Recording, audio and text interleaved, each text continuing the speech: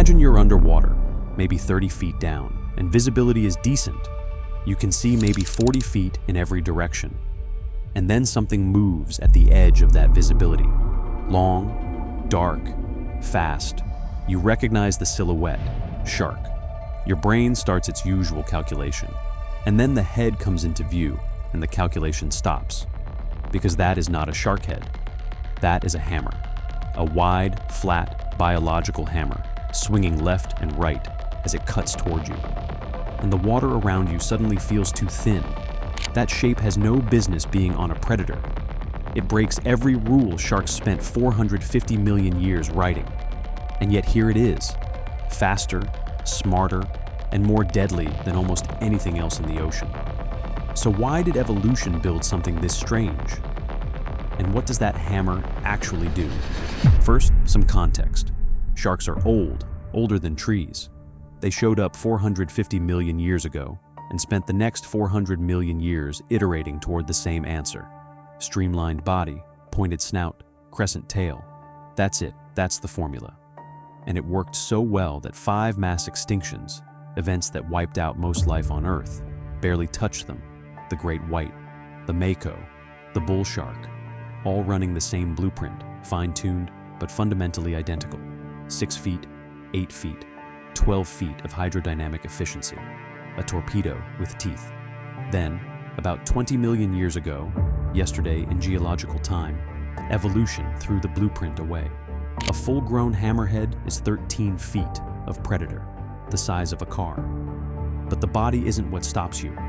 It's the head, nearly 5 feet wide as a door. Seen from the front, it doesn't look like a shark. It doesn't look like an animal. It looks like a piece of industrial equipment, a living horizontal bar with 2 eyes mounted at the ends like sensors bolted onto a drone. Something a mad engineer would sketch at 2 a.m. and never expect anyone to actually build. Evolution built it anyway. I honestly don't know why it thought that was a good idea. But here we are. Here's what most people assume. The hammerhead's wide head is a trade-off. Weird, sure, but there must be a cost. That thing creates drag. You can feel that just by looking at it. Every other shark is built to cut through water. The hammerhead is built to push it, and that assumption is correct. Hammerheads do use more energy to swim than conventional sharks. The cephalofoil, that's the technical name for the hammer. And yes, it literally means head wing, creates real, measurable resistance. So, researchers expected to find that it generates lift, the way an airplane wing does, compensating for the drag by keeping the shark buoyant. The head is literally called a cephalofoil, head wing. It looks exactly like one. The logic is airtight. The shape is right. The physics should work. They laser scanned the heads of 8 species, built virtual models, and ran the fluid dynamics to confirm it. The hammer generates no lift at all during regular forward swimming. None. Zero. The theory was wrong. It doesn't work like a wing. It works like a rudder. When the hammerhead tilts its head up or down, even slightly, enormous forces kick in almost instantly, allowing a rapid ascent or descent that conventional sharks cannot physically replicate. Not won't. Can't. This is not a head. This is a steering system. Drop a comment if you think a great white could outmaneuver a scalloped hammerhead in a tight chase, because the data might surprise you. Now look at where the eyes are, at the ends of the hammer, spread as far apart from each other as anatomically possible. That configuration makes no sense for a predator. Prey animals have eyes on the sides of their heads. Predators have forward-facing eyes, overlapping fields of vision, depth perception. Wolves, eagles, so the hammerhead, arguably the most aggressive predator in its ecosystem, appears to be built like prey. I don't really know how to frame this properly, so I'm just going to say it. That wide head gives hammerheads the best binocular vision of any shark on Earth. The lemon shark, conventional head, conventional placement, has 10 degrees of binocular overlap, barely enough to thread a needle. The winghead shark, the hammerhead with the widest head relative to its body, has 48 degrees, nearly 5 times greater. The wider the head, the more the visual fields of each eye swing forward and overlap, and the sharper the depth perception. The scalloped hammerhead can see directly behind itself and directly in front simultaneously, a full 360-degree vertical field. It has no blind spot at all. Evolution didn't accidentally build prey eyes onto a predator. It built a predator with a wider field of fire than anything else swimming. That's not a compromise. That's the point. Now add the sixth sense. Every animal generates a small electrical field when its muscles move and its heart beats. That current radiates outward through the water. You do it. Every fish does it. Even a stingray buried 6 inches under the sand does it. Sharks can feel it. All sharks have pores on their heads filled with electrically conductive jelly, leading to sensory cells called ampullae of Lorenzini. When an electrical current passes through the jelly, it triggers hair-like cilia, which fire directly into the shark's brain. Something alive is close. Vector confirmed. This sense works in complete darkness.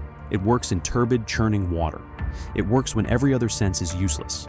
Newborn bonnethead sharks, hammerheads, day 1 of life, can detect electric fields smaller than 1 nanovolt per square centimeter. To put that in perspective, imagine connecting one terminal of an AA battery to the Long Island Sound and the other terminal to the waters off Florida.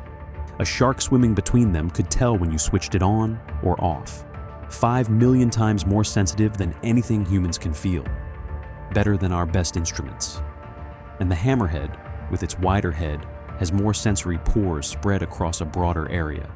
It sweeps that head left and right as it hunts above the sand. Not randomly, not nervously, like a metal detector, systematic, patient, inevitable. This isn't hunting, this is geometry. It became so precise, so specialized, that it evolved to hunt almost exclusively stingrays, including ones buried completely under the sand, not nearby, not visible, gone. The hammerhead finds them anyway, pins them down with that hammer before they can react, and eats them off the ocean floor. An animal that spent 20 million years becoming the perfect stingray-killing machine. Think about what that actually means. Better eyes than any other shark, better maneuverability, a sixth sense 5 million times more powerful than anything we can feel, a head that doubles as a weapon, a rudder, and a radar dish simultaneously. Evolution looked at 450 million years of shark design and decided to throw it out, and built something more lethal than everything that came before it. For 20 million years, nothing could touch it. The only animals that can kill a full-grown hammerhead are orcas and us. That's the entire list. 2 entries. One of them hunts with coordinated intelligence and has been doing it for millions of years. The other showed up recently and is winning, and it is disappearing. One study off Australia found that 80% of scalloped hammerheads are gone. 80%. In decades, not millennia. The shark fin trade cuts the fins and discards the body. Bycatch pulls them from the water before they can reproduce. The newest shark, the most complex one, the one that broke every rule and won, is the most at risk of all of them. The other sharks have survived 5 mass extinctions. Hammerheads have not yet faced one.